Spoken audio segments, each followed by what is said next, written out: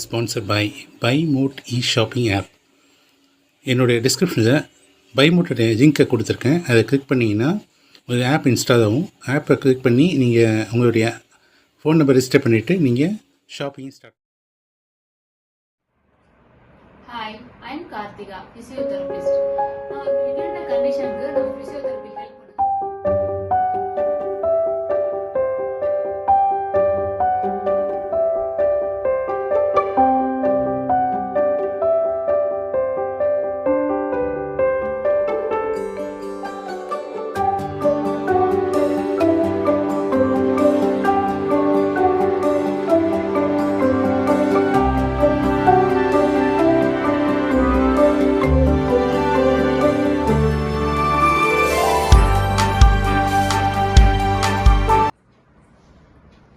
நம்ம லாஸ்ட் வீடியோல பிசியோதெரபி பத்தி ஜெனரலா ஒரு அவேர்னஸ் வீடியோ பார்த்தோம்.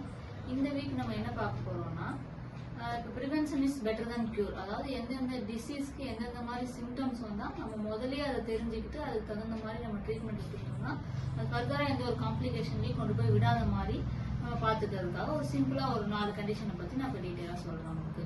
ஃபார் எக்ஸாம்பிள் இப்போ ஸ்ட்ரோக் பேஷண்ட்ஸா நம்ம ஏரியால அதிகமா நிறைய வந்துட்டு இருக்கு, ஏஜ் டிஃபரன்ஸே இல்லாம. அதாவது பாத்தீங்கன்னா ஜென்ரலா பாத்தீங்கன்னா பேஷண்ட்ஸ் அசஸ் பண்ணும்போது பாத்தீங்கன்னா மெயின்லி ஹெட்ஏக், சிவியர் ஹெட்ஏக் வந்து திடீர்னு வருது, ஒரு கை ஒரு கால் மட்டும் ஃபங்க்ஷன் ஆக மாட்டேங்குது, வாய் வந்து கொலருது, பேச வர மாட்டேங்குது அப்படின்னா உடனே நம்ம வந்து எந்த ஒரு யோசனையும் இல்லாம வீட்டுல இருக்கவங்கள்ட்ட எல்லாம் சொல்லி நம்ம உடனே ஹாஸ்பிட்டல்ல ஒரு 4 ஹவர்ஸ்க்குள்ள நம்ம கொண்டு போய் எமர்ஜென்சியில் சேர்த்துறது தான் பெஸ்ட். அப்படி சேர்த்துனாதான் நம்மளுக்கு வந்து ரெக்கவரி வந்து ஸ்பீடா கிடைக்கும். அப்புறம் அதே மாதிரி வந்து பாத்தீங்கன்னா ஃபேசியல் பேல்சின், அதாவது முகவாதம், அதுவும் வந்து பாத்தீங்கன்னா one side of the face வந்து வீக்னஸ் இல்லைன்னா கம்ப்ளீட் பேரலிசிஸ் ஆகும். நெக்ஸ்ட் ஃபேசியல் பேல்சி, முகவாதம் சொல்லுவாங்க. அது வந்து மோஸ்ட்லி எந்த பேஷண்ட்ஸ்க்குமே இதுதான் கண்டிஷன் யாருக்குமே தெரிய மாட்டேங்குது. அதாவது one side of the face வந்து வீக்னஸ் ஆயிடும், இல்லைன்னா கம்ப்ளீட் பேரலிசிஸ் ஆயிடும். வாய் கொப்பளிக்கும் போது அவங்களுக்கு அந்த டிஃபெக்டே தெரிஞ்சு அப்படியே அது என்னன்னே தெரியாம அப்படியே விட்டுறாங்க. அதனால கண்டிப்பா உடனே போய் ஒரு நியூரோ டாக்டர்கிட்ட காமிச்சு அதுக்கு தகுந்த மாதிரி ட்ரீட்மெண்ட் எடுத்துட்டு முகத்துல ஸ்டிமுலேட்டர் ஒரு மிஷின் வச்சு ஃபேசியல் எக்ஸசைஸ் பண்றது மூலம் ஒரு 10 to 15 டேஸ்ல கம்ப்ளீட்டா ரெக்கவரி வந்துடும். அதே மாதிரி பாத்தீங்கன்னா கழுத்துல செர்விக்கல் டிஸ்க் ப்ராப்ளம்ஸ், இடுப்புல லம்பார் டிஸ்க் ப்ராப்ளம்ஸ் மோஸ்ட் காமனா எல்லா ஏஜ் குரூப்ஸ்க்கும் வெயிட் டிஃபரன்ஸே இல்லாம எல்லாத்துக்குமே காமனா அஃபெக்ட் ஆகுது. அதுக்கு வந்து பாத்தீங்கன்னா ஸ்டார்டிங் பெயின் தான் இருக்கும், அதோடய நம்ம ரெஸ்ட் எடுக்க சரியாயிடும்.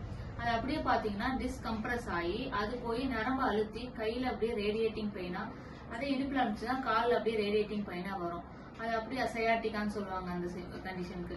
இதெல்லாம் வந்து பாத்தீங்கன்னா ஸ்டார்டிங் ஸ்டேஜ்லயே நம்ம அதை கரெக்ட் பண்ணிட்டு இந்த மாதிரி ஃபர்தரா காம்ப்ளிகேஷன்ஸ் போகாம நம்ம கரெக்டா நம்ம மசில்ஸை ஸ்ட்ரென்தன் பண்ணி ஜீரியாட்ரிக் பேஷண்ட், அதாவது ஓல்ட் ஏஜ் பேஷண்ட் எல்லாம் பாத்தீங்கன்னா நடக்கும்போது திடீர்னு விழுந்துட்டாங்கன்னா அவங்களுக்கு போன் ஃபிராக்சர் ஆயிக்கா இல்லையானே தெரியாது.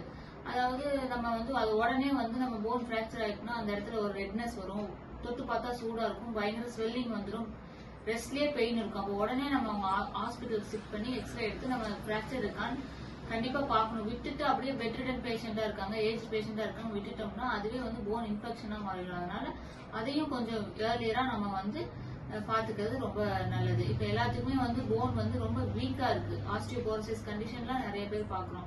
அதனால நல்லா விட்டமின் D3 வந்து சன்லைட்ல நிறைய இருக்கிறதுனால சன்லைட் படுற மாதிரியும் கொஞ்சம் ஓல்டர் பேஷண்ட் இருந்தா ரொம்ப நல்லது.